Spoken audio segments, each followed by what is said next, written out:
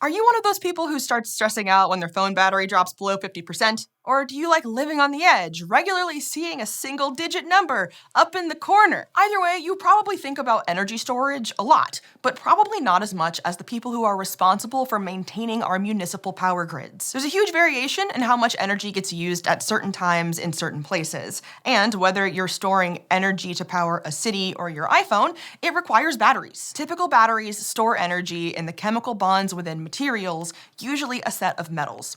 To get this energy out, other materials in the battery chemically react with these metals to remove some of their electrons, which are then used to generate electricity, hence the name electrochemical batteries. But if we get creative, we can store energy using way more and potentially way weirder methods, like using water, rocks, and even soil. So let's break down 5 weird ways to store energy.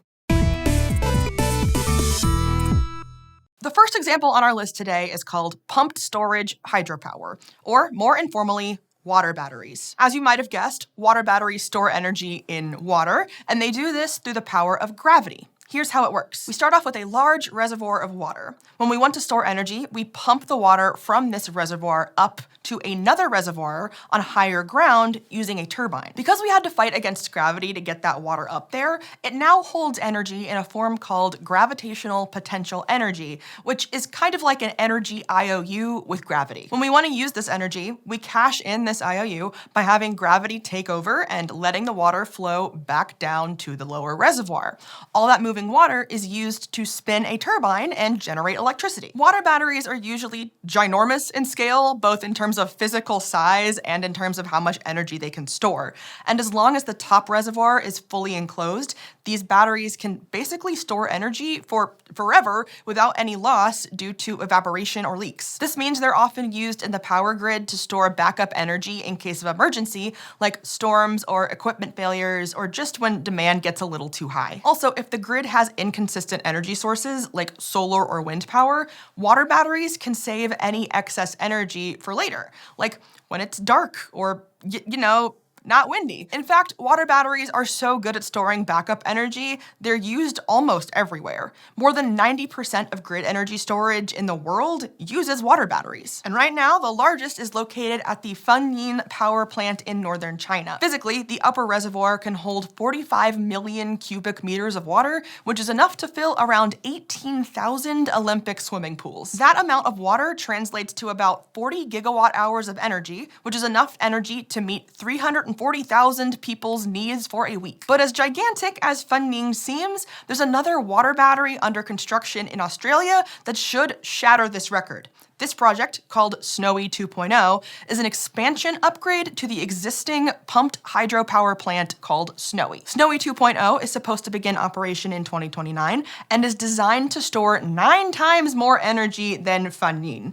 That brings it to a storage capacity of 350 gigawatt hours, which is enough for 3 million people for a week. Now, it's worth noting that water batteries aren't a perfectly efficient form of energy storage. You expend a lot of energy pumping the water into that upper reservoir that you don't get back out when you let the water flow back down. For example, over the course of 1 year, the plant at Fengying uses about 8.7 terawatt hours of energy to generate about 6.6 terawatt hours of energy.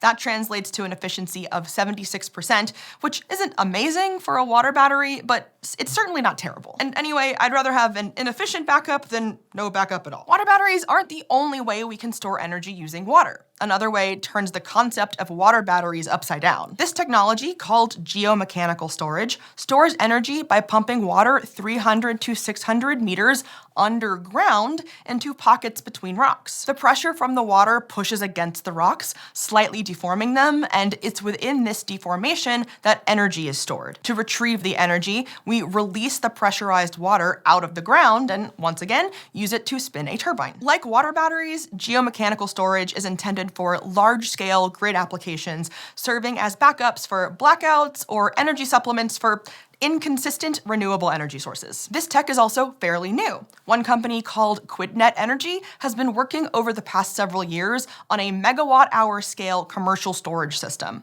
Recently, they demoed storing 35 megawatt-hours of energy for 6 months, enough energy for 300,000 people for a week. QuidNet predicts that their final system will have an energy efficiency of around 50%. While that number might sound like a major downgrade from Funding's 76%, the technology's selling point is that it's much easier and cheaper to install than water batteries. You know what's also cheaper than building a battery big enough to support a city's worth of people?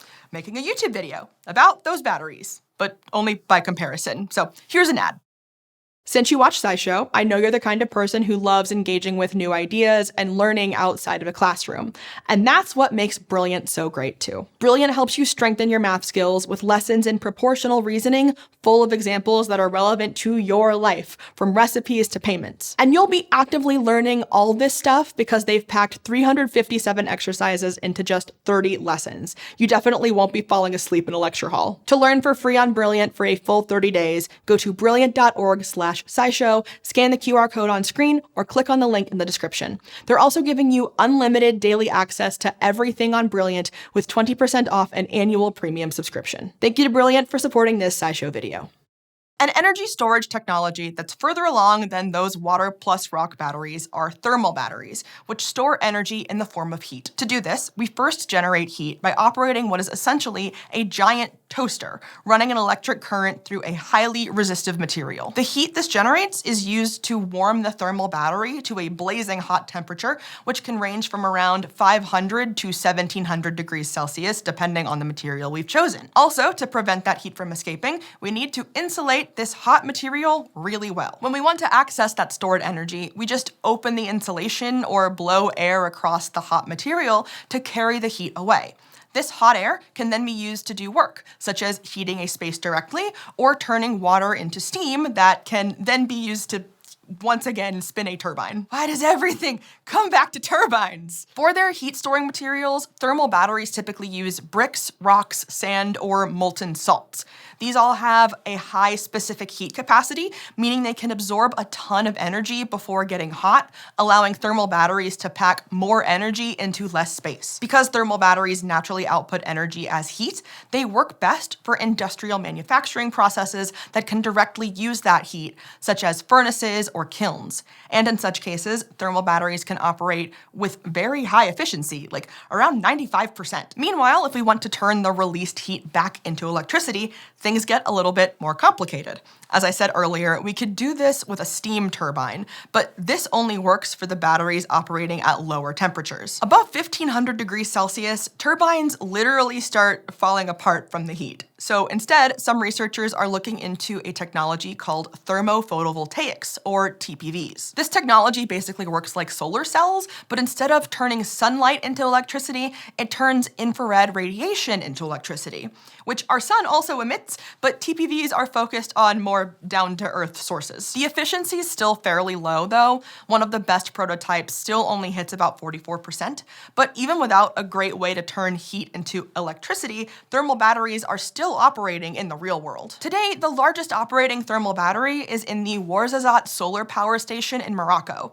It can store 2,800 megawatt hours of energy using molten salt, which I should probably clarify is not like regular table salt, but a mix of other salts, which are not just inedible, but can be hazardous if swallowed. So sadly, no, you cannot use this battery as a salt lick. But heat isn't the only way to store energy. We can also crank the temperature all the way down and make ice batteries. To do this, we first freeze water or some other liquid into ice. We then use that ice to cool a place down. To extend the ice's reach, we can also use it to cool a liquid that then gets sent off to circulate somewhere farther away. Now, technically, we aren't really storing energy here, at least not in the same way I've talked about previously. Because when we freeze stuff, we're actually pulling energy out of the material, not pumping it in to be accessed later. We can still colloquially refer to this system as energy storage because we're doing work to make ice now so we don't have to do the work again later when we actually want to make something colder. To get the best ice batteries, we want to use materials that have a high latent heat of fusion, which means they require a lot of energy to physically switch from being a liquid to a solid or vice versa.